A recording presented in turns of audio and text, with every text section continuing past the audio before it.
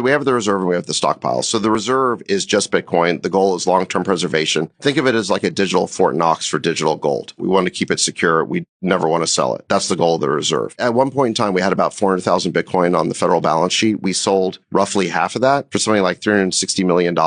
If we had held all of that, just that portion we sold would be worth over 17 billion. We don't want to make that mistake with regard to the rest of it. We think there's around 200,000 coins left on the federal balance sheet. But the truth is that nobody knows because we've never done a proper audit. So part of what this executive order provides is that we're going to do for the first time a government-wide accounting of the digital assets that we actually have. That's Bitcoin. Okay, so then you got the stockpile. The purpose of the stockpile is responsible stewardship. It's a place for safekeeping. It's a centralized, you could say, account under the direction of the Secretary of the Treasury, and the Secretary of the Treasury will figure out how to maximize the values of these holdings. Now, there's a couple of important differences between stockpile and reserve. So one is we're prohibited from selling the Bitcoin. There's no such prohibition with respect to the stockpile. If the Secretary of the Treasury decides that it's in the long-term interest of the U.S. to rebalance the portfolio or change the portfolio, the Secretary has the discretion to do that. There's one other important difference between stockpile and reserve. So with respect to reserve, the EO provides that the secretaries, and I'm talking about Treasury and Commerce, they're allowed to figure out strategies to accumulate more Bitcoin for the reserve if those strategies are budget neutral and don't cost the taxpayer anything.